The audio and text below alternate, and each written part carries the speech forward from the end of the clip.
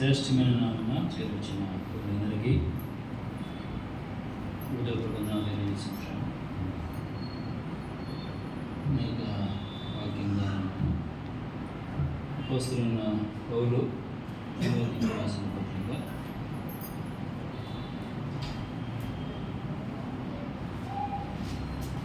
అపోస్తలుడైన పౌలు తిమోతికి రాసిన 2వ పత్రిక 4వ అధ్యాయము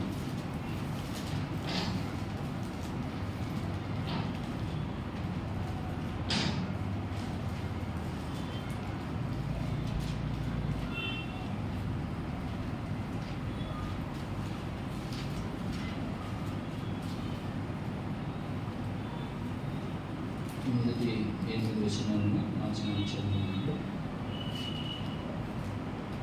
దేవుని ఎదుటను సజీవులకును మృతులకును తీర్పు తీర్చు క్రీస్తు యేసు ఎదుటను ఆయన ప్రత్యక్షత తోడు ఆయన రాజ్యము తోడు నేను ఆనబెట్టి చెప్పున్నదేమనగా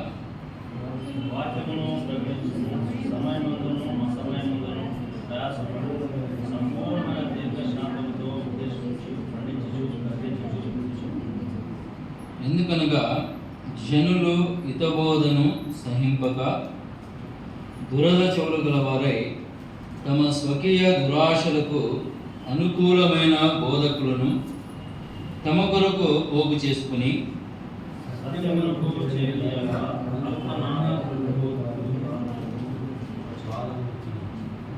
అయితే నీవు అన్ని విషయములలో మితముగా ఉండము, శ్రమపడము, సువార్తకుని పని చేయము, నీ పరిచర్యను సంపూర్ణముగా జరిగించుము.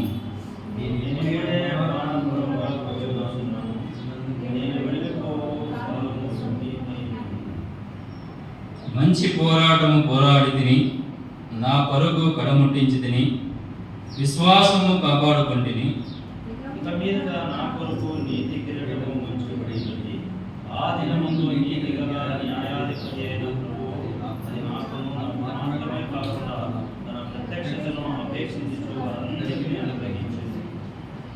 దేవుడు చదవబడిన లేఖన భాగము మనకు వినికిడిలో దీవించి ఆశీర్వదించులాగా చిన్న ప్రార్థన చేసుకుని ధ్యానం చేద్దామండి.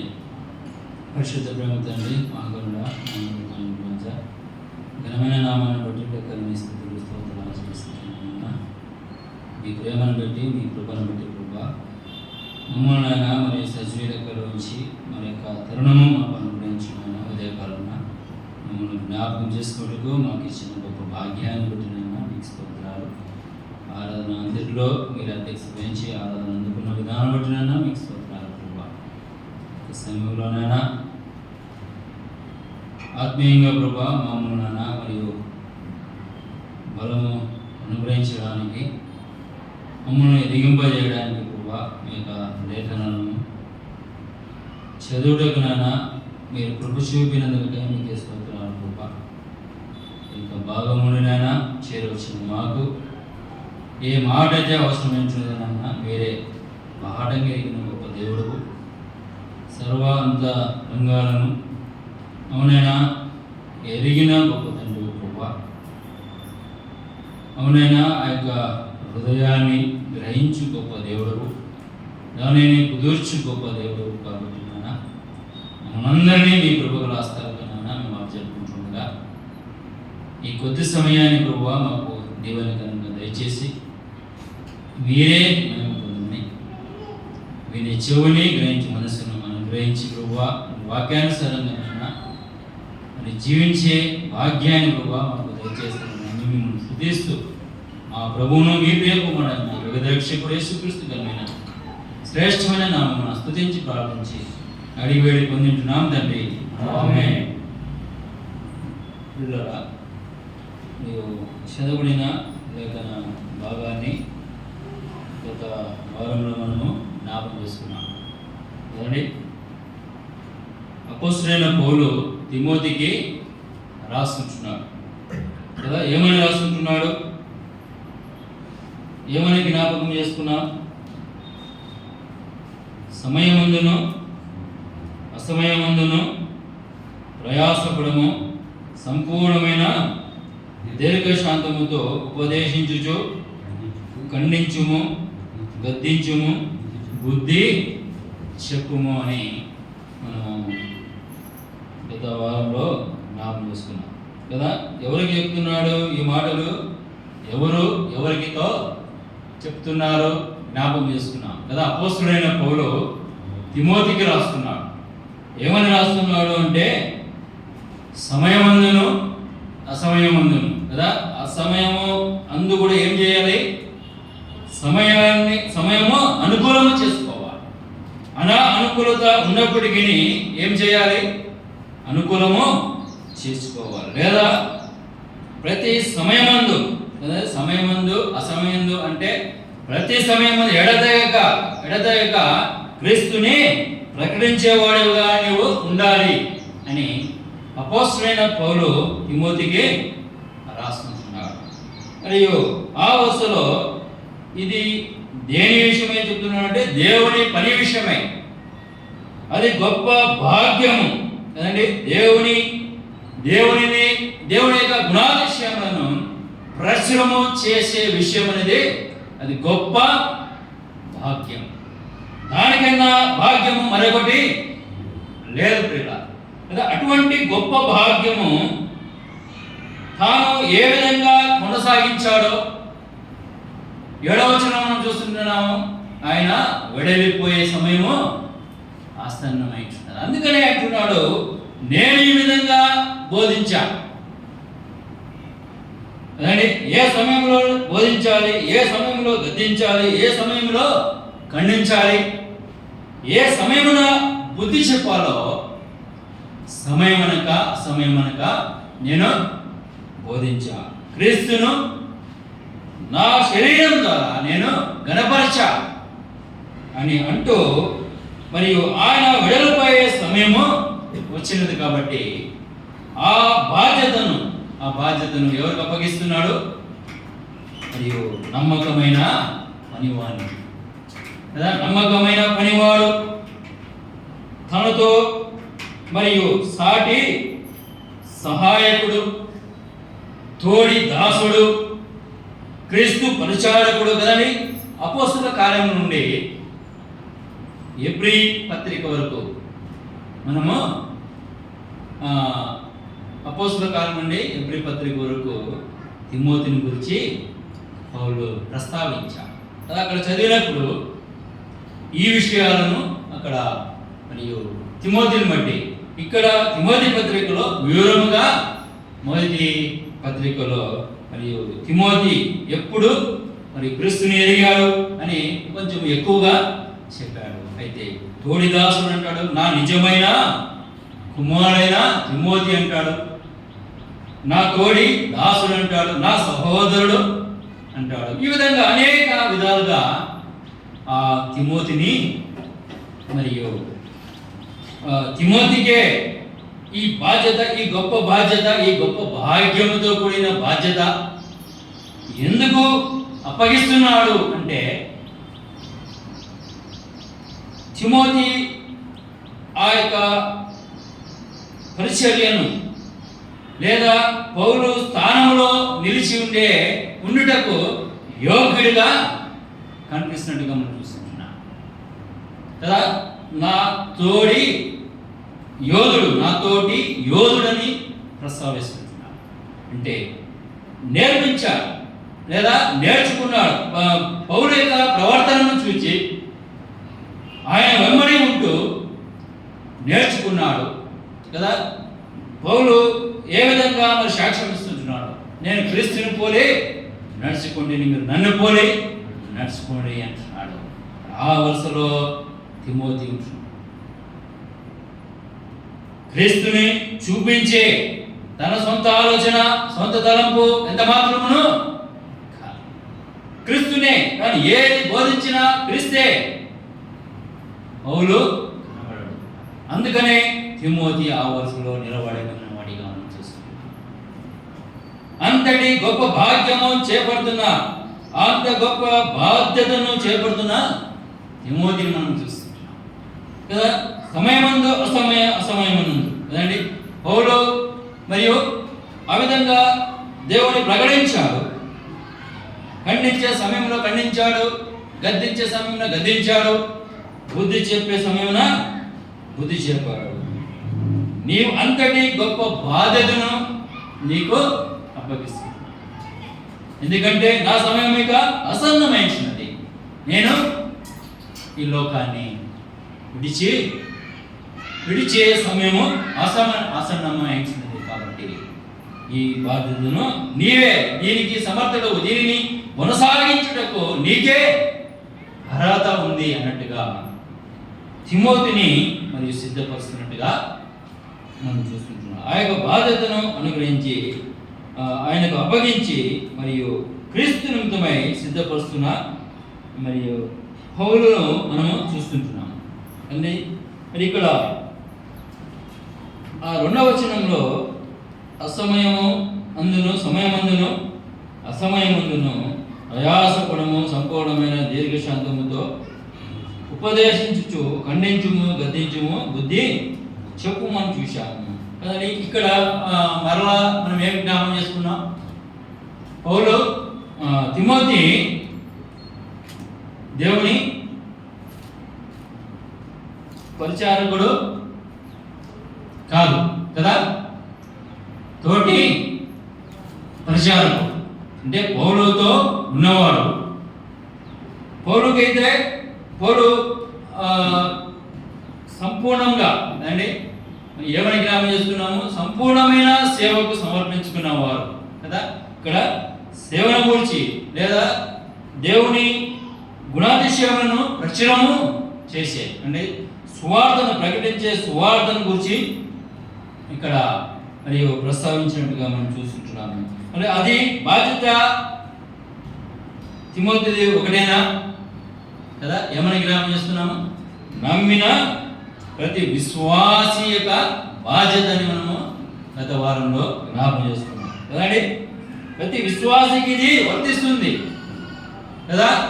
చీకటిలో నుండి ఆశ్చర్యకరమైన వెలుగులోనికి నడిపింపబడిన ప్రతి ఒక్కరికి ఈ యొక్క మరియు బాధ్యత వర్తిస్తున్నట్టుగా మనం చూస్తున్నాం కదా. పేతురు భక్తుడు రాస్తాడు, మొదటి పేతురు పత్రిక 2వ అధ్యాయము 9వ వచనం, అయితే చీకటి నుండి ఆశ్చర్యకరమైన వెలుగులోనికి మిమ్మును పిలిచిన వాని గుణాతిశయమును ప్రచురం చేయనిమిత్తం. ఎవరు పిలిచింది? మిమ్మును పిలిచిన తిమోతిని ఎవరు పిలిచారు? అదే మనల్ని పిలిచిన ఆ దేవుడే తిమోతిని పిలిచాడు. పౌలును ఎవరు పిలిచారు? మనల్ని పిలిచిన ఆ దేవుడే పౌలును కూడా పిలిచాడు. ఈ వరుసలో అనేకం మనము కదండి, లేఖనంలో ఎంతో మంది మనకు మాదిరికరమైన విశ్వాసులు లేదా భక్తులు ఉంటున్నారు. వారందరినీ పిలిచిన దేవుడే, నిన్న నేడు నిరంతరం ఏకరీతిగా ఉన్న ఆ ఒక్క దేవుడే మనల్ని కూడా పిలిచాడు. మరి ఆ వరుసలో మనం జ్ఞాపకం చేసుకున్నాము. మరియు ఆ బాధ్యతను మరియు వహించడానికి ప్రతి ఒక్క విశ్వాసి అర్హత పొందిన వారమే కదా, స్వీకరించవలసిన వారమే అని మనము జ్ఞాపకం చేసుకున్నాం కదండి. మరి ఎందుకు గద్దించాలి, ఖండించాలి మరియు బుద్ధి చెప్పాలి? అంతేకాకుండా సమయం అనక అసమయం అనక బోధించాలి అని మనం జ్ఞాపకం చేసుకున్నాం కదా. ఎందుకు బోధించాలి, గద్దించాలి, ఖండించాలి, బుద్ధి చెప్పాలి అంటే 3వ వచనంలో మనకు తెలియజేస్తుంటాడు కదా. ఎందుకనగా అంటున్నాడు కదా. ఎందుకు బోధించాలి, ఎందుకు మరి గద్దించాలి, ఖండించాలి, బుద్ధి చెప్పాలి అంటే ఎందుకనగా జనులు హితబోధను సహింపగా దురద చెవులు గలవారై తమ స్వకీయ దురాశలకు అనుకూలమైన బోధకులను తమ కొరకు పోగు చేసుకొని అని చూస్తున్నాం. విశ్వాసులు ఎలాగున్నారు అనగా జనులు అంటే విశ్వాసులుగా పిలువబడుతున్న ఆ జనులను గురించి మరి పౌలు తిమోతికి తెలియజేస్తున్నట్టుగా మనం చూస్తున్నాం. ఏమంటున్నాడు? ఎందుకనగా జనులు హితబోధను సహింపక కదా. అలనాడే మనం చూస్తున్నాం, క్రీస్తుని చూపిస్తుంటున్నాడు అక్కడ. అలనాడే క్రీస్తునే సహించలేదు కదా. ఆ హితమైన వాడు, ఆ మంచివాడిని లోకము సహించలేదు. మరియు ఆయనను గురించిన బోధను వీరు సహించరు. దురద చెవులు గలవారు అని అంటున్నారు. దురాశలకు తమ స్వకీయ అంటే సొంత ఆలోచన, వాళ్ళకి ఇష్టమైన రీతిగా జీవిస్తుండగా అట్లాంటి వారే కదా. అలా చెప్పేవారే, మేము ఎలా జీవిస్తున్నామో అలాగ చెప్పేవారే ఇటువంటి విశ్వాసులు ఉంటున్న ఈ కాలంలో. తిమోతి యవ్వనుడు అయినా తిమోతి ఇదే.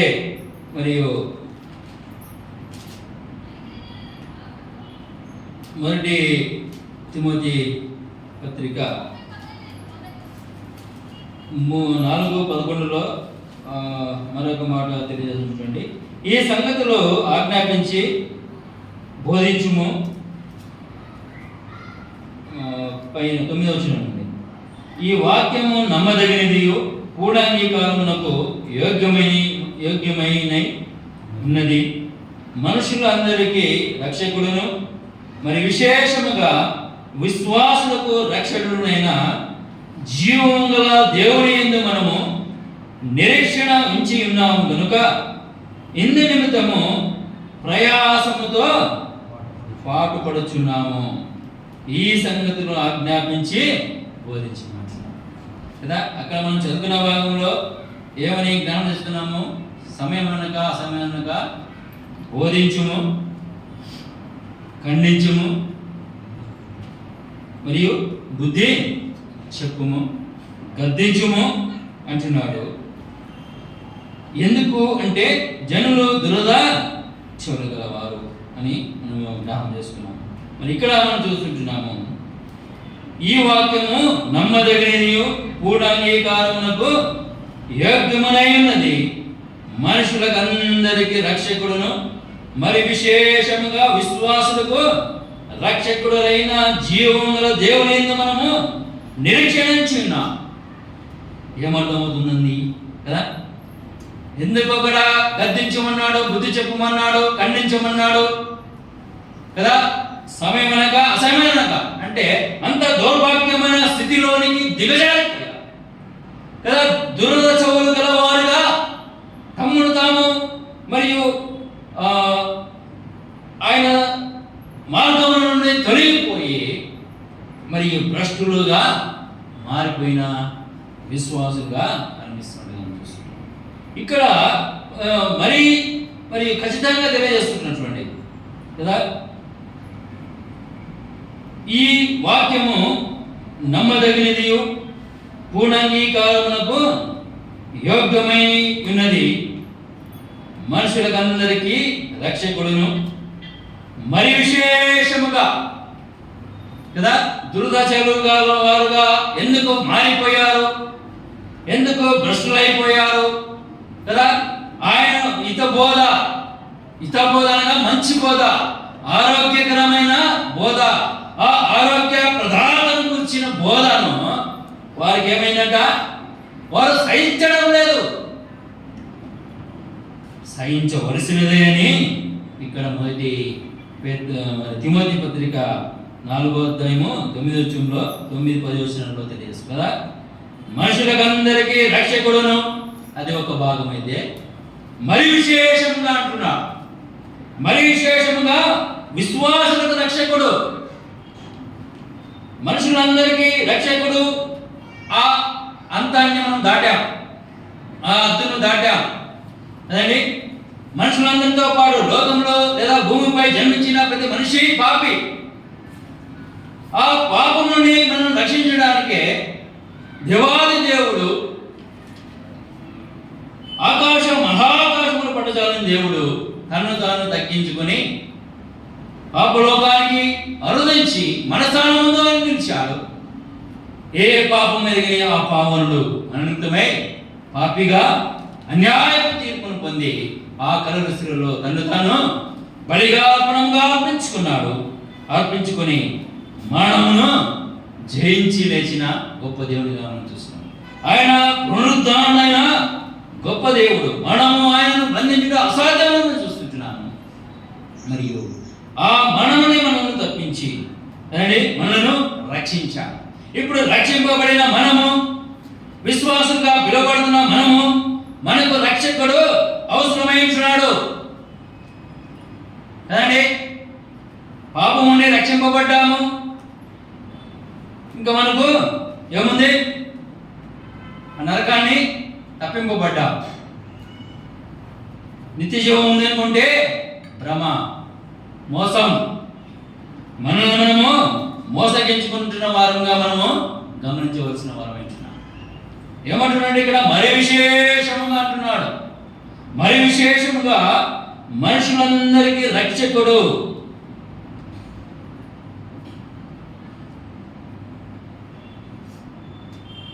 రక్షకుడు అయిన జీవముగల దేవుని యందు మనము నిరీక్షణ ఇచ్చి ఉన్నాము గనక ఎందు నిమిత్తము ప్రయాసముతో పాటుపడుచున్నాము.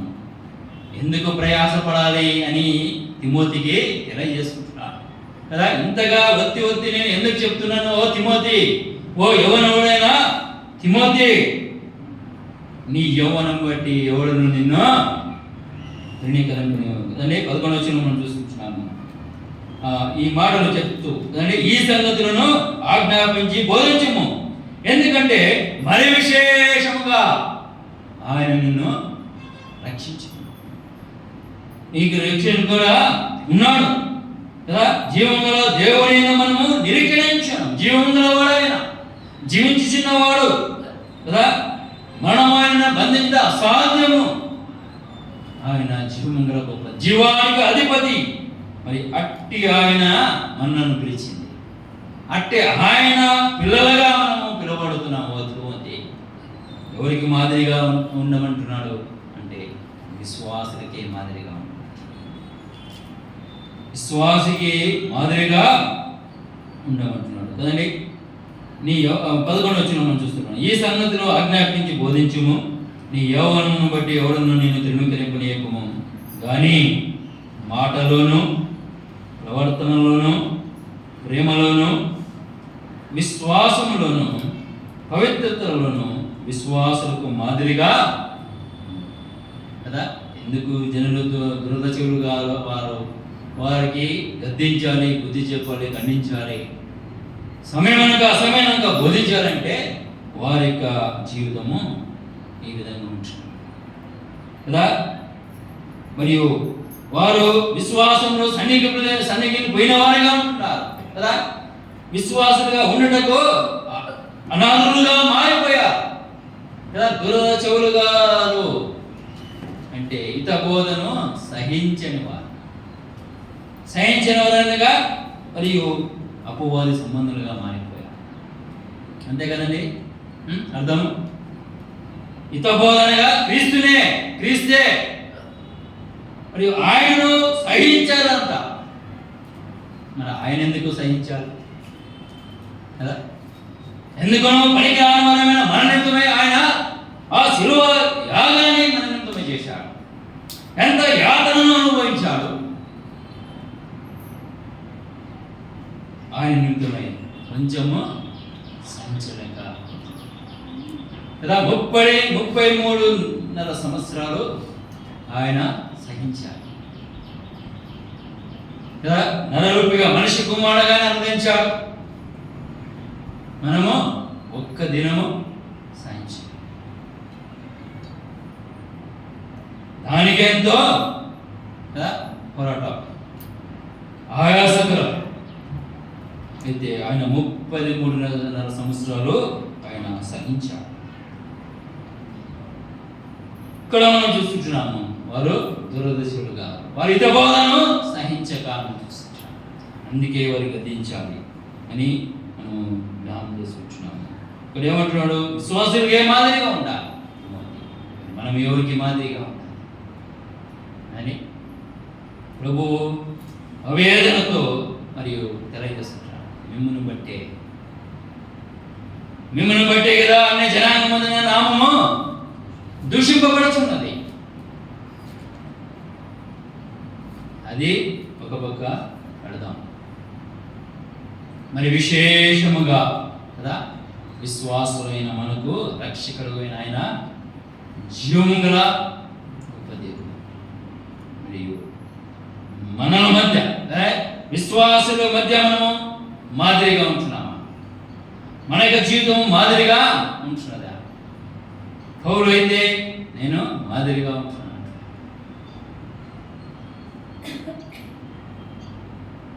చూడండి, ఇంకా మరియు అటువంటి యొక్క బోధను మరి ఏ విధంగా బోధించాలి అంటున్నాం కదా. మాదిరిగా ఉండాలి అని మరియు చూస్తుంటాం. ఎవరికి అంటే విశ్వాసం మాదిరిగా ఉండాలి కదా. దేంట్లోనూ నీ యవ్వనమును బట్టి ఎవడును నిన్ను తృణీకరింపనేకము కానీ అంటున్నాడు కదా. ఎవరు కూడా నిన్ను ఎవరు కూడా తృణీకరించకూడదు కదా. అందరూ ప్రభువును బట్టి నిన్ను మెచ్చుకోవాలి, వారు కూడా నిన్ను అనుసరించాలి. అంటే కానీ మాటలోను, ప్రవర్తనలోను, ప్రేమలోను, విశ్వాసంలోను, పవిత్రతలోను విశ్వాసులకు మాదిరిగా కదా. అప్పుడు ఎవరు కూడా నిన్ను తృణీకరింపరు. దానికి ప్రతిగా ప్రభువును మహిమపరుస్తారు, ప్రభువును ఘనపరుస్తారు. ప్రభు నామానికి మహిమ, ఘనత, ప్రభావములు కలుగుతాయి. తిమోతి, నీవు విశ్వాసులకు మాదిరిగా అంటే విశ్వాసులకు మాదిరిగా ఆటోమేటిక్గా అన్యులకు కూడా మనము మాదిరిగా ఉంటాము. అదే మరి పౌలు కూడా ఆ విధంగా నడుచుకున్నాడు కదా. నేను క్రీస్తుని పోలిన కదా. అందరికీ మాదిరి ఎవరు అంటే ప్రియ ప్రభువే మనకు మాదిరి. ఆ ప్రభువునే గురిగా పెట్టుకొని మరియు ఆ గురి ఎత్తుకే జాగ్రత్తగా మరియు ప్రవర్తించిన పౌలు ఈ మాటలను తెలియజేస్తుంటాడు. మరియు తిమోతికి తెలియజేస్తూ అలనాడు మరియు ఈ యొక్క పరిశుద్ధ గ్రంథంలో రాశాడు. అయితే యుగాంతమందున మనకు బుద్ధి కలిగిన నేడు దేవుడు మన యొక్క వెనుకలోనికి ఈ మాటలను తీసుకున్నాడు. అలనాడు పౌలు తిమోతికి బోధిస్తుంటున్నాడు. నేడు దేవుడు విశ్వాసమైన మన అందరికీ బోధిస్తున్నాడు. ఎవరు కూడా మనను తృణీకరింపనీయకూడదు. ఆ విధంగా మన యొక్క జీవితాలు ఉండాలని మరి పరిశుద్ధాత్మ దేవుడు మనకు బోధించినట్టుగా మనం చూస్తున్నాం. చూడండి, ఇంకా ఎంత జాగ్రత్త కలిగి మనము బోధించాలి అని తెస్సలోనికి రాసిన మొదటి పత్రిక 2వ అధ్యాయము మొదటి 4-5 వచనాలు చదువుతుంది. సహోదరులారా,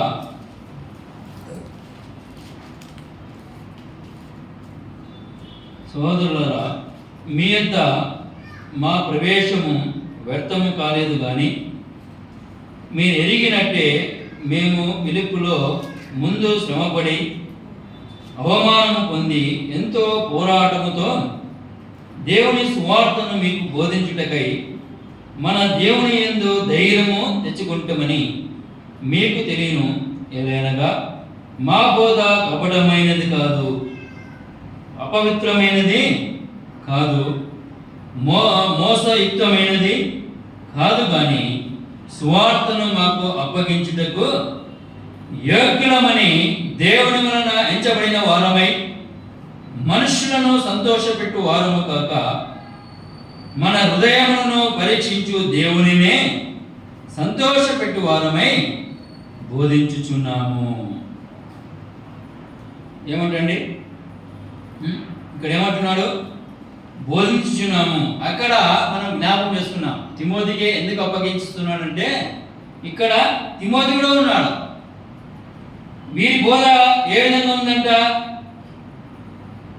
ఏదైనగా మా బోధ కపటమైనది కాదు, అపవిత్రమైనది కాదు, ఇంకా మోసయుక్తమైనది కాదు, కానీ సువార్తను మాకు అప్పగించుటకు యోగ్యులమని దేవుని వలన ఎంచబడిన వారమై మనుషులను సంతోషపెట్టు వారము కాక మన హృదయములను పరీక్షించు దేవునినే సంతోషపెట్టు వారమై బోధించుచున్నామని తెలియజేస్తున్నాం కదా.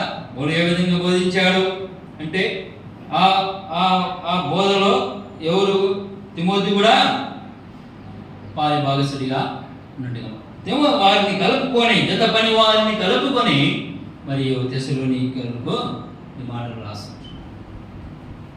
ఎవరే అంట అది ఎంత మాత్రమును హితబోధతో కూడినది కాదు, కానీ మరియు దురద చెవులు గల వారు వినే బోధ కాదు, అబద్ధమైన బోధ కాదు, మోసయుక్తమైన బోధ కాదు, మరియు కపటమైన కుట్రతో కూడిన బోధ కాదు, కక్షతో కూడిన బోధ కాదు, అది పవిత్రమైనది.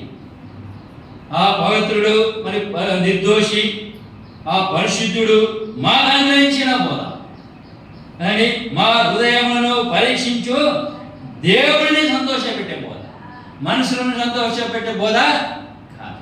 మనుషులను సంతోషపెట్టే బోధ వైపు మనము ఆ బోధను ఆలపిస్తే, లేదా మన చెవులను ఆ బోధల వైపు త్రిప్పితే ఏమవుతుంది? దేవునికి దూరస్తునిగా మనము మారిపోతాం. సహించని వారిగా మారిపోతే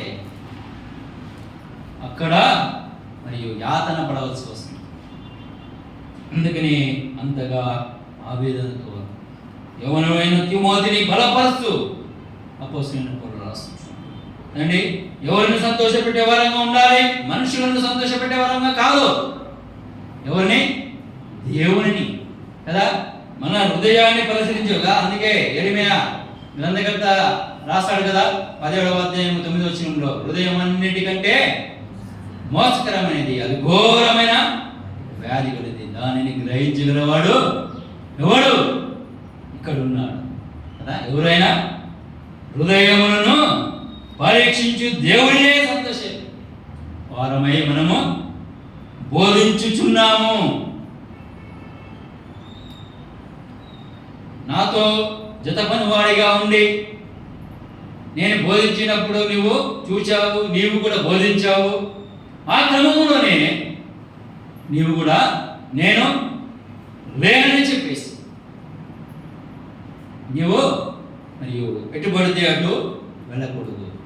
ఎవడను కూడా ఇంతకాలం నేను తృణీకరించలేదు, ఇక మీద కూడా ఎవరిని కూడా తృణీకరించుకోకుండా ఈ బాటలను నీవు కొనసాగించాలి అంటూ ఈ మాటలను తెలియజేసినట్టుగా మనం చూస్తున్నాము.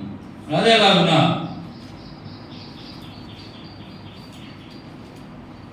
ఎబ్రిలకు రాసిన పత్రిక 5:12 వచనంలో, 5వ అధ్యాయము 12వ వచనం, కాలంను బట్టి చూచితే మీరు బోధకులుగా ఉండవలసిన వారై ఉండగా దేవోక్తులలో మొదటి మూల పాఠములను ఒకడు మీకు మరలా బోధింపవలసి వచ్చెను. మీరు పాలు త్రాగవలసిన వారే కానీ బలమైన ఆహారము తినగలవారు కారు. మరియు పాలు త్రాగు ప్రతివాడును శిష్యువే గనుక నీతి వాక్యం విషయములలో అనుభవము లేని వాడై ఉన్నాడు. వయస్సు వచ్చిన వారు అభ్యాసము చేత మేలు కీడులను వివేచించుటకు సాధకము చేయబడిన జ్ఞానేంద్రియములు కలిగి ఉన్నారు కనుక బలమైన ఆహారము వారికే తగును అని మనం చూస్తున్నాం. వయస్సు వచ్చిన వారు అంటూ ఫుట్ నోట్లో ఏం రాశాడు? 2 లేక పరిపూర్ణులు అని చూస్తున్నాం. ఎవరంట? బలమైన ఆహారము తినుటకు అర్హులు ఎవరు అంటే పరిపూర్ణులు, క్రీస్తునందు పరిపూర్ణులు కదా. యోహాను సువార్తలో ఒక మాట చూస్తాం కదా, సత్య స్వరూపి అయిన ఆత్మ మీలోనికి వచ్చినప్పుడు ఎక్కడికి నడిపిస్తుందంట? సర్వసత్యంలోనికి మిమ్మల్ని నడిపించిన చూసిన. సర్వసత్యం అంటే సంపూర్ణత. ఆ సంపూర్ణత మనము పెంపాలు చేయబడినప్పుడు ఆయన మనను పరిపూర్ణులుగా పరిపూర్ణులుగా మనం చేశాం. అదే అర్థం పడతాము ఏదో అవకతవక జీవిస్తున్నప్పుడు ఆ బలవంతుని చేతిలోని కానీ ఈయన మరి ఈ మాటలను తెలియజేస్తున్న ఆ పౌలు కూడా ఏమంటున్నాడు? నన్ను బలపరచమనేది నేను సమస్తమును చేయను. అందుకనే ఆ బలవంతునికి మనం అప్పగించుకుంటే ఆయన మనల్ని పరిపూర్ణంగా చేస్తాడు. పరిపూర్ణంగా చేయబడినప్పుడు నువ్వేమవుతాము? బలమైన ఆహారము తినవలసిన వారము బలముగా మనం ఉంటాం కదండి. క్రీస్తు సైనికులతో కదా ఆ బలవంతుని చేతిలో బాణంలాగా మనము ఉంటామని తెలియజేస్తున్నాడు కదా. ఇంకా మీరు బలహీనంగా ఉంటే లేదా ఇంకా చిన్నపిల్లలుగా శిశువులుగానే మీరు ఉంటే మరలా కదండి మీరు పాలు త్రాగవలసిన వారే కానీ బలమైన ఆహారము తినగలరు కాదు. 12 వచ్చింది. కాలమును బట్టి చూచితే మీరు బోధకులుగా ఉండవలసిన వారై ఉండగా దేవభక్తులలో మొదటి మూల పాఠములను ఒకడు మీకు మరలా బోధింపవలసి వచ్చిన చూస్తున్నాడు. ఇంకా శిశువులుగానే ఉంటే కదా ఎక్కడేసిన గొంగిలి అక్కడే ఉన్నట్టుగా ఇంకా అలాగే సాధారణంగా శరీర రీతిలో ఉన్న మనము లేదా తల్లిదండ్రులుగా ఉన్న మనము పుట్టిన కుమారుడు కానీ అదే విధంగా ఉంటే ఎన్ని సంవత్సరాలు గడిచినా కూడా అదే విధంగా ఉంటే మనకు సంతోషమా? ఏమండి దుఃఖం కదా, ఆవేదన ఎవరికి కూడా చెప్పుకోలేని కదా. కొన్ని మార్లు దేవుణ్ణి కూడా దూషించిన వారు లేమా? దూషించలేదా దేవుని? ఏమండి అయితే మరి మన విషయమై ఆయన ఎలాగో సాగిస్తాం? ఇంకా శిష్యులుగానే ఉంటే రక్షింపబడిన నాటి రక్షింపబడక మునుపు ఏ విధంగా మనం ఉంటిమో ఆ విధంగా ఉంటే ఆయనకు మరి సంతోషమా? లేదు కదా. మనము బలమైన ఆహారంగా అంటే పరిపూర్ణులు కావాలి, అపూర్ణులు కాదు, అర్థం కాదు, ఉడతా భక్తి కాదు, నిజమైన భక్తి యెహోవా యందు అంటే మరియు సామెతల గ్రంథంలో ఆ గుణవతి అయిన స్త్రీని గురించి మరి దేవుడు తెలియజేస్తాడు కదా. యెహోవా యందు భయభక్తులు కలిగిన స్త్రీ కొనియాడబడదు, ఆ గౌరవం యొక్క ఆమె క్రియలు కొనియాడబడదని అక్కడ 31వ సామెతల గ్రంథంలో మనము ఆ మాటలు చూస్తాం. ఆఖరి అందము వ్యర్థము సౌందర్యము, అందము మోసకరము, సౌందర్యము వ్యర్థము అని చెప్తూ అక్కడ మరియు తెలియజేస్తాడు కదా. మరియు యెహోవా యందు భయభక్తులు గల స్త్రీ కొనియాడబడదు, ఆమె క్రియలు కొనియాడబడదు. ఎక్కడ? ఆ గౌను చేత అండి. ఏ విధంగా అంటే ఆమెను దేవుడు ఘనపరుస్తున్నాడు. పరిపూర్ణంగా చెంది ఆయనలో నిరీక్షణ కలిగి మరి జీవించినప్పుడు మన జీవితాల ద్వారా ఆయనను ఘనపరిచినప్పుడు కదండి, ఆయనను ఘనపరిచినప్పుడు లేదా పరిపూర్ణులు ఎప్పుడవుతామంటే ఆ పరిపూర్ణని మనము బాటంగా ఎరిగినప్పుడు. 91వ కీర్తనలో 14వ వచనం తెలియజేస్తాడు, అతడు నన్ను ప్రేమించినాడు కనుక నేను అతనిని తప్పిస్తాను, అతడు నా నామం ఎరిగిన వాడు కనుక నేను అతనిని ఘనపరుస్తా. కానీ పరిపూర్ణ అవటానుగా ఆయన నామాన్ని ఎరుగుట. ఎంతగా అంటే ఆయన నామాన్ని ఎంత ఎరుగుతామో అంత మనము బలపడతాం. ఆయన నామాన్ని ఎరిగితే మనము ఘనపరచబడతాం. ఆ స్త్రీ మరియు ఆయన నామాన్ని ఎరిగింది, ఆయనలో భయభక్తులు కలిగి జీవిత కాలం అంతే ఆమె జీవించింది. అందుకే ఆమె క్రియలు ఆ గౌరులు ఎద్దనగా ఆయన న్యాయ తీర్పు ఎదుట కొనియాడుతున్నాయి. ఆయన మరియు ఆమెను ఘనపరుస్తున్నాడు. అదే మాట తెలియజేస్తున్నాడు. మీరు పాలు తాగవలసిన వారు కాదు, మీరు పరిపూర్ణత చెందాలి, బలపడాలి. పాలు త్రాగే వారుగా ఉంటే ఆయనకు సంతోషం లేదు, ఆయనకు దుఃఖం. ఆ స్థితి ఆయనకు ఇష్టము లేదు అండి. మరి కొనేటి ఎదురు పడిన 38 ఏళ్ళ నుండి పడిన ఆ మనుషుడు కదండి, ఆ 38 సంవత్సరాలు ఉండే ఆ స్థితిలో ఉన్నాడు. ఇంకా దేవునికి ఇష్టం లేక ఆయనే అంటే ఆయనకు ఆవేదన ఉంటున్నది, స్వస్థత పొందాలి, దేవుని గురించి సాక్ష్యం ఇవ్వాలి అనే ఒక ఆలోచన ఉంటుంది. అందుకనే కదండి హృదయ ఎవరికి మరి సాక్షులుగా ఉన్నాడే మనము చదువుకున్నాము. పౌలు తెలియజేసింది ఇదిగా కదండి, హృదయములను పరిశీలించు, ఆ జీవంగల దేవునికి జీవంగల దేవుని మనము వదిస్తున్నాం అన్నట్టుగా ఆ 38 ఏళ్ళ ఆ మనుషుని యొక్క హృదయాన్ని ఎరిగిన దేవుడు. అందుకనే ఆయన దగ్గరికి వచ్చాడు. ఆ స్థితిలో ఉండట దేవునికి ఇష్టం లేదు. అందుకే రక్షింపబడిన మనము మరి విశేషముగా విశ్వాసమైన మనకు రక్షకుడైన అండి. పాపం నుండి రక్షింపబడ్డాం, రక్షించాడు, ప్రాణం పెట్టి రక్షించాడు, ఓకే. ఆ గమ్యాన్ని చేరుకోవాలంటే రక్షకుడు అవసరము. ఆయన సిద్ధంగా ఉన్నాడు, మనము ఆయన చెంతకు రావడం, సొంత మార్గంలో ఏర్పరచుకున్నాం కదా. దురద చెవులు మార్గం అంటున్నాం. హిత బోధన కాక కదా కాని బోధన, అనారోగ్యతతో కూడిన బోధనను అటువంటి బోధన వైపు మనము మరియు మన యొక్క చెవులను పెడుతున్నాం. అటువంటి వాటిపై ఆశ కలిగి ఉన్నాం. అది ఎంతో మరియు మోసకరమైన జీవితం అని ఈ యొక్క సమయంలో దేవుడు మనకు జ్ఞాపకం చేసుకుంటున్నాడు. ఎందుకంటే ఆయనే కదండి, ఆయన లేని జీవితంలో శూన్యం కదా. లోకంలో ఏది లేకుండా ఆయన ఉంటే సమస్తం ఉంది కదా. 1000 కొండల మీద పశువులని నాదే, వెండి నాదే, బంగారం నాదే అంటున్నాడు ఆయన.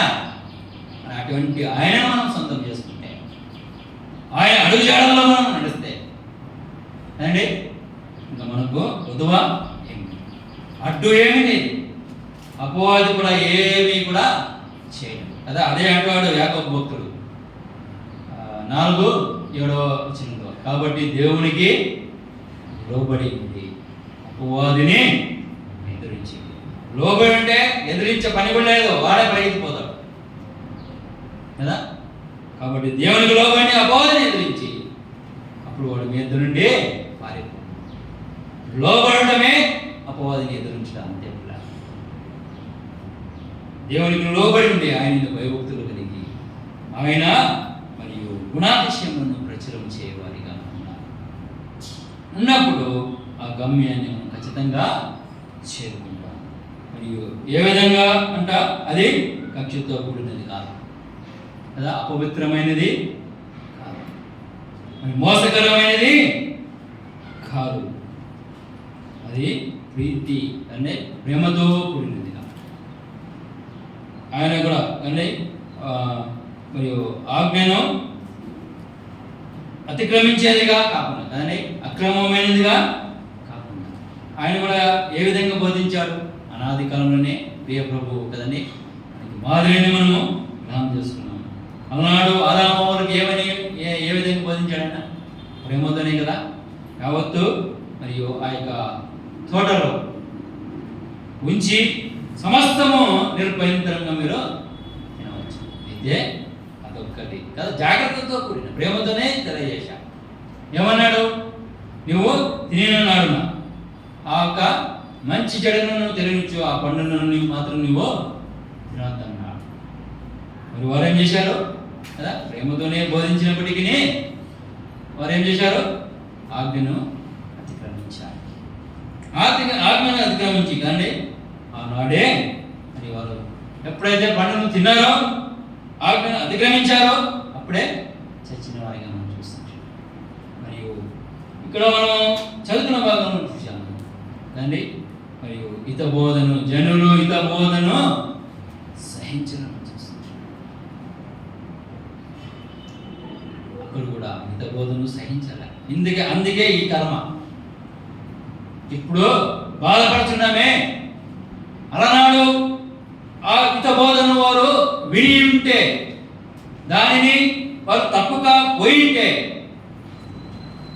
ఈ దౌర్భాగ్య స్థితి మనకు ఉండేది.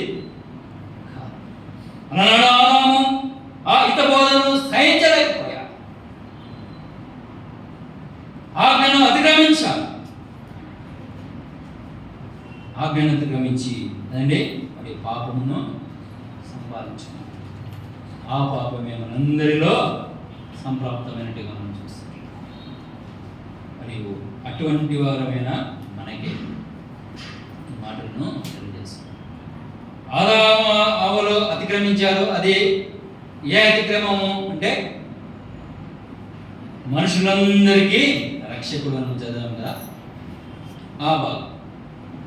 మరి రెండవ భాగము ఇప్పుడు ప్రస్తుతము మనం అతిక్రమిస్తున్నాం. అది ఏది అంటే మరి విశేషముగా విశ్వాసులకు రక్షకుడు అని మనం చదివాము. మరియు ఇప్పుడు ప్రస్తుతమంటున్న కాలము అనగా మరియు కాలమును బట్టి మనం చదివాము కదా, ఎబ్రియయులకు రాసిన పత్రిక. కాలమును బట్టి చూచితే మీరు బోధకులుగా ఉండవలసిన వారే ఉండగా. ఇప్పుడు కాలమును బట్టి ఇప్పుడు ఈ కాలంలో మనం ఏ విధంగా ఉండాలి? బలమైన వారిగా, బోధకుగా అంటే బలమైన వారిగా, సమయమనక అసమయమనక క్రీస్తుని ప్రకటించే వారిగా, ప్రతి సమయాన్ని కదండి. కాలము మరియు కొద్దిగా ఉంటుంది కాబట్టి ఏం చేయాలి? సమయమును పోనీ యొక్క సద్వినియోగము చేసుకోండి. కొలస్సీయులకు రాసిన పత్రికలో దుర్దినంలో మనం ఉంటున్నాం.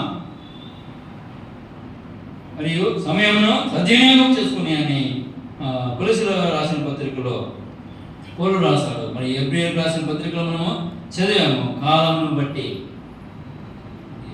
మనం ఏ కాలంలో మనం ఉంటున్నాము కదా, ఎంత కాలమైంది రక్షింపబడి.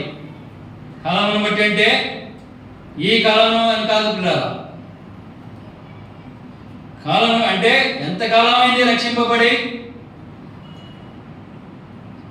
అప్పుడు నుండి ఇప్పటి వరకు, ఈ కాలం వరకు నీవు ఇంకా అదే విధంగా ఉన్నావు అనే సంగతిని తెలియజేస్తున్నాను. ఆ జీవితం బట్టి కదా, మార్పు లేని జీవితాన్ని బట్టి దేవునికి సంతోషము లేదు. అది ఎవరికి అంటే మనుషులకి సంతోష పెట్టేది, అపవాదిని సంతోష పట్టే జీవితం. మార్పు లేని జీవితము అవసరం లేదు దేవునికి. పరిపూర్ణులు అవ్వాలని దేవుని యొక్క ఇష్టం కదా. ఆ మార్పు లేని జీవితాన్ని బట్టి అనాది కాలంలోనే దేవుడు నచ్చుకున్నాడు కదా. భూమి మీద నరులను సృష్టించినందుకు, ఆది కాండం 6వ అధ్యాయం చూస్తాం. నరులను సృష్టించినందుకు నచ్చుకున్నాడు ఆయన. నొచ్చుకొని తండ్రి ఆవేదనతో ఆకాశం తన భూమి తను నా జనులకు తెలియలేదు. పశుప్రాయులు కదండి, పశువులైన యజమానులకు నమ్మకముగా నా జనులకు పశువుల కన్నా హీనం. వారి కోసం నేను ప్రాణం పెట్టా, అయినా నన్ను గ్రహించక సొంత ఆలోచన కదా గొర్రెలోనే త్రోవ తప్పిపోయా అంటూ అవేదనతో దేవుడు పలికారు. దిగాంతమందున మన బుద్ధి కలిగిస్తుంది. కాలము మరియు కాలమును బట్టి మనం ఏ విధంగా మనం ప్రవర్తించాలి, ఏ స్థితిలో మనం ఉన్నాం మనం గమనించున్నాం. మరియు బలమైన వారిగా పరిపూర్ణులుగా మనము ఉండాలి, ఖచ్చితంగా ఉండాలి. అపూర్ణులుగా ఉండేది ఆయనకి ఇష్టం లేదు. పూర్ణులనగా పుడతా భక్తి కానీ మనము చేసిన దేవునికి అయిష్టమైన భక్తి, అది ఆరోగ్యకరమైనది కాదు కదా. హితబోధ ఆరోగ్యకరంగా మనం ఉండాలి. అందుకనే అంటున్నాడు మాదిరిగా కదా, తిమోతి నీవు మాదిరిగా ఉన్నాడు. ఎవరికి మాదిరిగా? విశ్వాసులకు మాదిరిగా. తర్వాత దేవుని ఆటోమేటిక్గా దేవుని మహిమపరిచే వారంగా మహిమపరిచే వాడిగానే ఉంటావు. మాటలోను, ప్రవర్తనలోను, పవిత్రతలోను, విశ్వాసులకు మాదిరిగా ఉండని తిమోతికి తెలియజేస్తున్నాడు. అదే వరుసలో విశ్వాసముగా పిలువబడుతున్న మనల్ని కూడా దేవుడు చూస్తుంటున్నాడు ప్రతి విషయం దాన్ని. మరియు భక్తులు పౌలు తెలియజేస్తాడు, నేనే ఒక పత్రిక నా జీవితాన్ని నేను సమర్పించుకున్నా దేవునికి అంటున్నాడు. అదే కాదున యాకోబు భక్తుడు రాసినటువంటి 3వ అధ్యాయము 1వ వచనం, నా సోదరులారా బోధకులమైన మనము మరి కఠినమైన తీర్పు పొందుదామని తెలుసుకొని మీలో అనేకులు బోధకులు కాకుండుడి. అనేక విషయములలో మనమందరము తప్పిపోచున్నాము. ఎవడైనను మాట ఎందు తప్పని ఎడల అట్టివాడు లోపము లేనివాడై తన సర్వ శరీరమును స్వాధీనమందు ఉంచుకున్న శక్తి గల వాడగును అని మనం చూసుకుంటున్నాం. ఏమంటున్నాడు? సమయముందును బోధించాలి. ఆ బోధలో ఎటువంటి బోధ? ప్రేమతో కూడి ఉండాలి. ప్రేమతోనే ఏం చేయాలి? గద్దించాలి, బుద్ధి చెప్పాలి, ఖండించాలి అంటూ. మరియు ఆ బోధ ఎటువంటి బోధ? మనము మునుపు బోధిస్తూనే కదా, కక్షతో కూడినది కాదు, అపవిత్రమైనది కాదు, మరియు పరిశుద్ధమైనది మరియు పవిత్రమైనది. అటువంటి బోధ మరియు హృదయాన్ని పరిశోధించే ఆ పవిత్రుని, ఆ నిత్య మన జీవముల దేవుని గురించిన బోధన మనము బోధిస్తుంది. ఆ బోధనే నీవు బోధించాలి అంటూ మరియు తెలియజేశాడు. మరియు ఆ విధంగా ఉన్నప్పుడు ఎవరైనా కూడా నేను తృణీకరించాడు.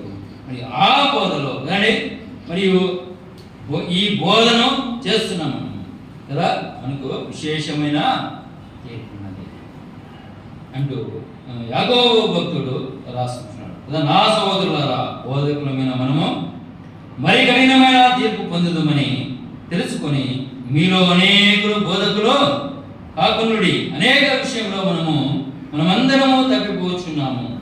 2 ఏమంటున్నాడు కింద? తొట్టిల్లో చున్నాము అనగా తొట్టిల్లుట అంటే పడిపోతున్నాము, మరలా లేస్తున్నాము. ఆ తొట్టిల్లు పాటు ఉంటున్నది. అందుకనే జాగ్రత్త కలిగి ఉండాలి. అది కూడా ఏమి అంటే ఆధారం చేసుకుంటాం కదా. 70 సార్లు దేవుడు క్షమిస్తాడు. అలాగని ఎన్ని మార్లైనా పడిపోవచ్చు, ఎన్ని మార్లైనా లేచు అంటే అది బుద్ధిహీనత కదా. ఏమంటున్నాడు? మనము అనేక విషయములలో మనమందరము తప్పిపోచున్నాం అంటే తొట్టిల్లుచున్నాం.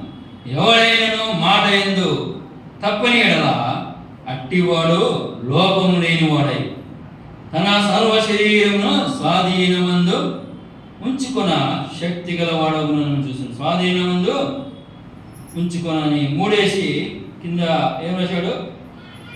మూల భాషలో కళ్ళెము పెట్టుకొని అని మనం చూస్తుంటున్నాం కదా. కళ్ళెము ఎవరు పెడతారు?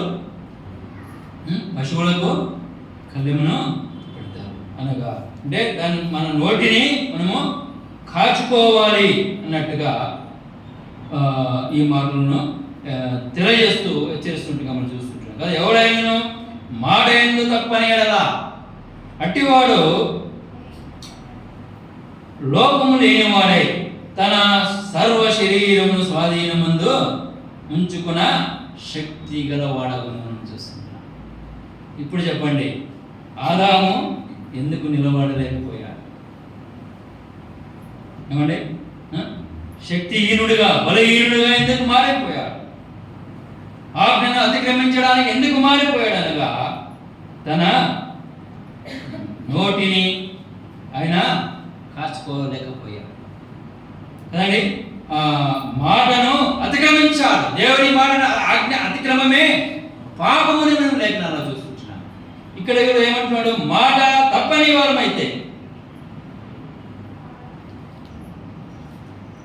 ఎవడైనా మాట ఎందు తప్పని ఎడల అట్టి వాడు లోపము లేని వాడై తన సర్వ శరీరము స్వాధీనముందు ఉంచుకున్న శక్తి గల వాడను. అదే ఈ యాతన ఉండేది కాదు.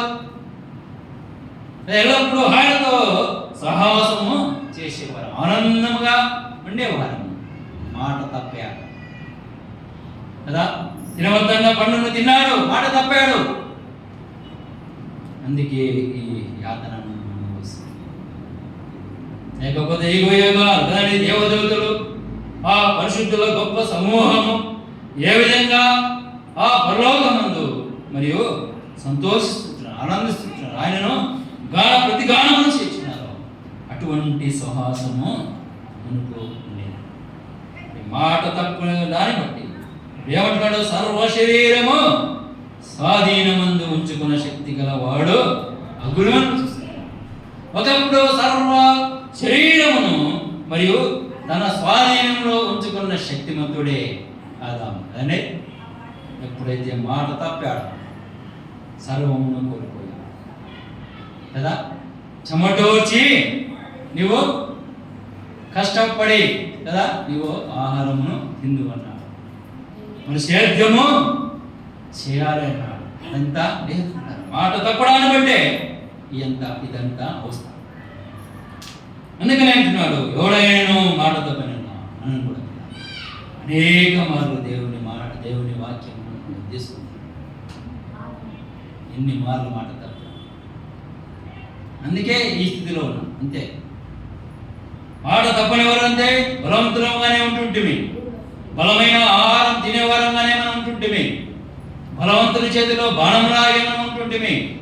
ఎవరు కూడా మనను తృణీకరింపని వారిగానే మనము ఉంటుంటిమి. మనల్ని బట్టి దేవుడి నామము మహిమపరచబడే విధముగా మనము ఎందుకు లేము అంటే అండి మాట తప్పుచున్న వారంగా దేవుని క్రమములో మనం ఉండాలి. ఎప్పటి వరకు ఆయన ఎందుకు భయభక్తులవి ఎప్పటి వరకు ఉండాలి? మరి విశేషంగా విశ్వాసులకు రక్షకుడైన ఆయన ఆ మహిమగల దేవుని ఎందుకు నిరీక్షణ ఇచ్చి ఉన్నాము అంటాడు. ఆ నిరీక్షణ ఎప్పటి వరకు? కొద్ది సంవత్సరాల వరకు అండి. కొద్ది సంవత్సరాల వరకు అయితే దురద చివరిగా వాక్యం ఆ విధంగా మనకు బోధిస్తలేదు. ప్రభువు అలనాడు మనకు ఆజ్ఞాపించాడు. ఆయన ఆరుణమే నేనవచ్చు పర్యంతరము దీనిని నన్ను జ్ఞాపకం చేసుకోవడానికి చేయండి. ఏ విశ్వాసమును కాపాడుకోండి. ఎప్పటి వరకు? మనం వరకు నమ్మకము ఉన్నాడు. అదే పౌలు అంటున్నాడు కదా మనం చదువుకున్న భాగంలో, మంచి పోరాటము నా పరుగును తుదముట్టించింది, ఇక మీద నీతి కిరీటము మరి విశేషంగా రక్షకుడైన ఆయన బలిష్టమైన చేతి కింద దీమనస్కులుగా మనము ఉన్నప్పుడే పరిపూర్ణత మనం చెందుతాం. ఆయనకు సంపూర్ణంగా మనం లోపరుచుకుంటేనే మనం పరిపూర్ణత పొందుతాం. లేకపోతే మార్పు అనేది మన జీవితంలోనికి రాదు. పిల్లలు ఎప్పుడైతే మనము అంగీకరిస్తామో కదా, ఈ గేట్ దాటిపోతే అన్ని మర్చిపోతే కదా, వాటిని నెమ్మలి వేసుకుంటూ జీవిస్తే ఆయన చిత్తానుసారంగా మనము జీవిస్తాం అండి. లేదా మర్చిపోయి మన ఇష్టానుసారంగా కానీ నిన్నటి వరకు ఏ విధంగా జీవించామో అదేవిధంగా మన జీవితాల గురించి సాగిస్తే వ్యర్థం కదా. జ్ఞాని అయిన సొలొమోను అంటాడు కదా, వ్యర్థము సమస్తము వ్యర్థమంటున్నాడు. ఆ విధంగా ఇట్టి జీవితము దురద చెవులు గల వారయ్యింది. హితబోధను సహించకంటే మార్పు చెందాలి ఇమ్మీడియట్గా. అలనాడు రూపాంతరం అనే కొండ మీద ఏ విధంగా రూపాంతరం పొందారో ఆ విధంగా మనము జీవం కలిగిన దేవుని వాక్, దేవుని మాట మనను హెచ్చరించిన లోబడాలి. లేదా అనేక విషయములలో మనమందరం తప్పిపోవచ్చున్నాం. తప్పిపోతే తప్పించాడు ఒకప్పుడు కదా, మరలా ఆ నాశనానికి వెళ్ళిపోతాం. అందుకు ఉదాహరణ ఇశ్రాయేలు ప్రజలు. వారు మాటికి తప్పిపోయారు. ఎంత ప్రేమతో దేవుడు ప్రేమిస్తున్నప్పటికీ తప్పిపోయారు. మరియు కనుక ఏమైపోయారు? మనకు వలే కదా, వారి వలే మనం వలే అనుకుంటున్నాము. ఏ విధంగా ఉన్నలే కదా, అప్పటికి దేవుని ఎదుట పశ్చాత్తపడితే వెళ్ళిపోదామనే యొక్క భ్రమలో వారు కూడా ఆ విధంగా ఉన్నారు. ఆ పాత జీవితమే బాగుందంటున్నారు కదా, ఆ ఐగుప్తే బాగుందంటున్నారు వారు. అందుకనే రాలిపోయారు. అదే పరిస్థితి మనది కూడా ఉన్నారు. ఆయనను సహించేవారిగా మనము ఉండాలి.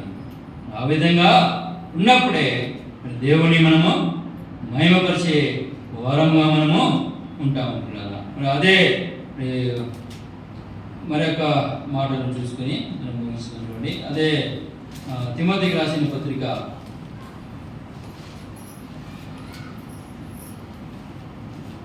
4వ అధ్యాయము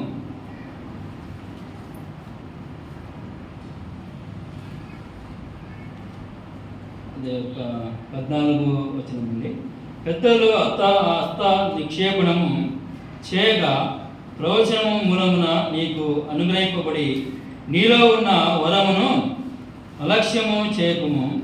నీ అభివృద్ధి అందరికీ తేటగా కనబడు నిమిత్తము వీటిని మనస్కరించుము, వీటి అందే సాధకము చేసుకును. ఏమంటండి అక్కడ మనం చదివాము కదా,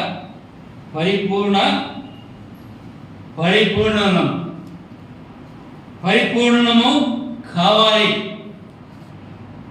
పరిపూర్ణత కావాలి ఏ విధంగా తెలుస్తుందంటే ఇక్కడ తెలియజేస్తుంటున్నాడు. మనం చదువుకున్న భాగంలోని 4వ అధ్యాయం 11 కదా, నీ యవ్వనం బట్టి ఎవరును తృణీకరింపనీయకమని చెప్పి మాటలోనూ ప్రవర్తనను ప్రేమలను విశ్వాసములను పవిత్రతలను విశ్వాసులకు మాదిరిగా ఉండము. నేను వచ్చే వరకు చదువుట ఎందును, హెచ్చరించుట ఎందును, బోధించుట ఎందును జాగ్రత్తగా ఉండము. ఎవరు వచ్చే వరకు? నేను వచ్చే వరకు అంట ప్రభువు ఆయన. అదే నేను వచ్చే వరకు దీనిని క్రమముగా చేయండి. అక్రమంగా కాదు, అపవిత్రముగా కాదు, పరిశుద్ధంగా అండి. మరియు ఏమంట, నేను వచ్చే వరకు చదువుట ఎందును, హెచ్చరించుట ఎందును, బోధించుట ఎందును జాగ్రత్తగా ఉండుము. పెద్దలు హస్తాక్షేపణము చేయగా ప్రవచన మూలమున నీకు అనుగ్రహింపబడి నీలో ఉన్న వరమును అలక్ష్యము చేయండి. మరియు దేవుడు అనుగ్రహించిన వరమును, ఏ వరమైతే దాన్ని నిన్ను రక్షించి తన బిడ్డగా ఉండటకు నీకు ఒక అర్హతను, మనకొక అర్హతను దేవుడు అనుగ్రహించాడు. దానిని ఏం చేయకూడదు? నిర్లక్ష్యము చేయకూడదు. నిర్లక్ష్యం అనేది కనబడితే మాట తప్పిన వారమే ఉంటాము. మాట తప్పితే దురదజోలిగిన వారమే, హితబోధను సహించిన వారమని మనము జ్ఞాపకం చేసుకున్నాం. ఆ విధంగా మనం ఉంటే ఏం కనబడదు? మన జీవితంలో అభివృద్ధి అనేది కనబడదు. అదే మాట తెలియజేస్తుంటున్నాడు కదా. అలక్ష్యము నీలో ఉన్న వరమును అలక్ష్యము చేయకము. నీ అభివృద్ధి అందరికీ తేటగా కనబడు నిమిత్తము వీటిని మనస్కరించుము, వీటి ఎందే సాధకము చేసుకున్నాము. మనస్కరించుము అంటే అర్థం ఈ చెవులో విని ఈ చెవులో విడిచిపెట్టి వెళ్ళిపోండి అని కాదు. ఏ సమయమందును ఎప్పుడైనా దేవుని మాటని విన్నప్పుడు దానిని మనస్సులో ఉంచుకోవాలి. కీర్తనకారుడైన దావీదు కదా, దేవుని హృదయానుసారుడైన దావీదు అంటున్నాడు, నీ ఎదుట పాపము చేయకుండా ఉండుటకు నీ వాక్యం నా హృదయంలో ఉంచుకుని. అదే మాట ఇక్కడ తెలియజేస్తుంది. మనము దేవుని సహించకుండా, దేవునికి సన్నిహితులుగా, దేవునిలో అంటగట్టబడి మనం ఉండాలి అంటే, దేవుని చిత్తాన్ని మన జీవితంలో మనం నెరవేర్చాలంటే ఏం చేయాలి? మన అభివృద్ధి, ఆత్మీయ అభివృద్ధి, శరీరకరమైన లోకాభివృద్ధి కాదు. ఎన్నో 10 బంగ్లాలు 10 కార్లు, అది హోదా కాదు, అది అభివృద్ధి. అంతకన్నా క్రీస్తులో అభివృద్ధి, ఆత్మీయమైన అభివృద్ధి, అది తెలియాలి. మనకున్న శరీరకరమైన హోదాలు అది తెలిసినా తెలియకపోయినా ఒకటే. ఏది తెలియాలంటున్నాడు పరిశుద్ధాత్మ దేవుడు అని తిమోతికి, అపోస్తలుడైన పౌలు వారు తిమోతికి రాసి తెలియజేశారు. నీ అభివృద్ధి అందరికీ తేటగా, అది కొంచెం కొంచెం కాదు, మళ్ళా కదా పూర్ణం పరిపూర్ణత మనము చెందామే, ఆ పరిపూర్ణతను కనపరచాలి. అందుకనే కొండ మీద ప్రసంగం, మీరు లోకానికి వెలుగై ఉన్నారు, ఉప్పై ఉన్నారు. నీ మాట ఏ విధంగా ఉండాలి? నీ సంభాషణ ఏ విధంగా ఉండాలి? ఉప్పు వేసినట్టుగా ఉండాలి. అందుకనే కొండ మీద ప్రసంగం, మీ మాట కదండి, మీరు మాట తప్పని వారిగా ఉండాలి. ఏ విధంగా ఉండాలి అంటే మీ సంభాషణ ఉప్పు వేసినట్టుగా ఉండాలి కదా. ఆ యాహీరు ప్రాంతంలో మెరుచున వారు సంభాషిస్తుంటారు. వారి సంభాషణ ఏ విధంగా ఉన్నది? సిలువ వేయబడిన క్రీస్తుని వారు సంభాషిస్తుంటారు కదా. అటువంటి ఆయన ప్రేమను జ్ఞాపకం చేసుకుంటున్నారు. మరియు మాట తప్పని వారిగా ఉన్నారు, ఆయన ఆజ్ఞలకు లోబడేవారి కదా. వ్యవహార పత్రికలను చూస్తాం, స్వార్థలు కదా, నన్ను ప్రేమించువాడు నా ఆజ్ఞలను కైకొంటాడు. ఆయన ప్రేమిస్తే కదా ప్రతి ఆపద లేదా అపవాది చేస్తున్న ప్రతి చిక్కు నుండి ఆయన మనలను నడిపిస్తాడు. ఆయన నామాన్ని ఎరిగితే మనలను కనపరుస్తాడు కదా. ఏ స్థితిలో ఉన్నా కూడా, నువ్వు ఏ స్థితిలో ఎక్కడ నువ్వు పడినావో అక్కడే నిన్ను లేపుతాను కదండి, అక్కడే నన్ను కూడా లేపుతాను. మనందరినీ నమ్మిన ప్రతి విశ్వాసం, ఆ నమ్మకముగా ఆయనకు సంపూర్ణంగా లోపరుచుకున్న ప్రతి విశ్వాసినైనా లేపుతాను. ఎవరు తృణీకరించారు కదండి, అనేకులు పౌలును తృణీకరించారు కదా. అపోస్తలుల కాలంలో మనము గమనిస్తే అనేకులు తృణీకరించారు. ఆయనను లేపలేదా? తన పరుగును కడముట్టించడానికి ఆయన సహాయం చేయలేదా కదా. ఇశ్రాయేలును కాపాడువాడు కొనుకడు నిద్రపోడు అని చూస్తారు. భక్తులు ఏ విధంగా సమర్పించుకున్నారు, సమర్థవంతమైన జీవితాన్ని జీవించారు. అటువంటి జీవితానికి విలువ, అటువంటి జీవితమే దేవుడు ఆశించే, అటువంటి జీవితాన్ని బట్టే దేవుడు సంతోషించే అది నిర్ణయాలు. పౌలు జీవించాడు, మనుషులను సంతోషపెట్టేవాడిగా జీవించాడు, సవాళ్ళతో కూడిన జీవితాన్ని జీవించాడు. మరియు తన దేవుని, తను పిలిచిన ఆ దేవుని, ఆ మహిమగల రాజును తన జీవితం ద్వారా కనపరిచాడు. తన జీవితాన్ని ద్వారా ఆ దేవుని మహిమ ఘనత ప్రభావంలో తెచ్చాడు. మన విషయం ఏంటి? తెస్తామా అండి? మన జీవితాలను బట్టి దేవుని సంతోషపరుస్తామా? లేదా అలనాడు దుఃఖపెట్టాడు, ఆ దుఃఖాన్ని ఇంకా ఎక్కువ చేద్దాం. మన అభివృద్ధి తేటగా కనబడాలి, శరీరకరమైన అభివృద్ధి కాదు. అపవాదిని సంతోషపెట్టే ఆ యొక్క అభివృద్ధి కార్యక్రమం. మనల్ని పిలిచిన దేవుడు, మన కోసమే ప్రాణం పెట్టి మరణాన్ని తెచ్చి లేచిన దేవుడు, ఆయన చిత్తానుసారంగా ఆత్మీయంగా బలపడాలని, బలమైన వారిగా ఉండాలని కదా, బలమైన ఆహారము మరియు భుజించే వారిగా, పాలు తాగే వారిగా కాదు, పసిపిల్లలుగా కాదు, బలమైన వారిగా ఉండాలని ఆయనకు చిత్తం.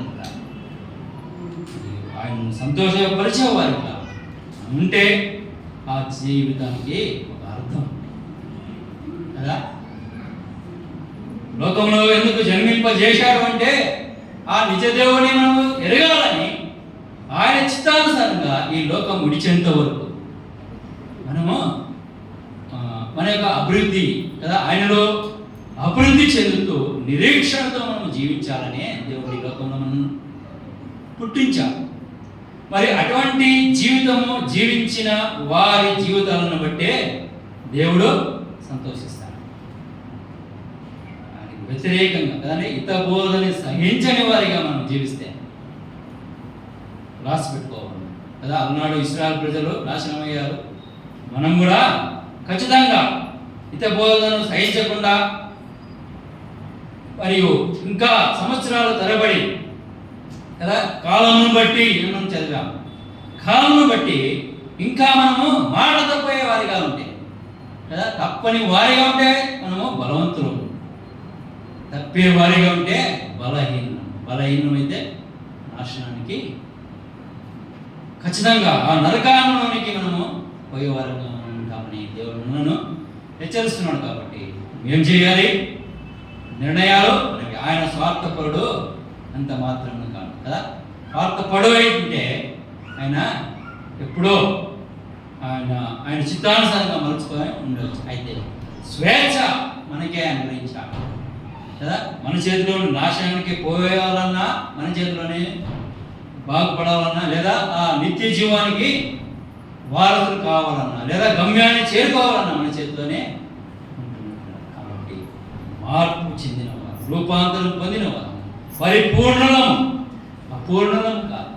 ఎప్పుడు పరిపూర్ణం అంటే క్రీస్తు ఉన్నప్పుడే, ఆయన అడుగుజాడలేందుకు మనము భయభక్తులుగా జీవించినప్పుడే మనము పరిపూర్ణం. ఆయనలో ఉండకుండా సొంత తలంపులు మన ఇష్టానుసారంగా మనం జీవించినప్పుడు మనము అపూర్ణం ఉంటే మనము గమనించలేదు. కాబట్టి పరిపూర్ణులుగా ఉండు ఆ జీవితాల ద్వారా మనము దేవుని మహిమపరుచుకుంటాం. ఆ విధంగా ఉండటకు సహాయం చేయండి.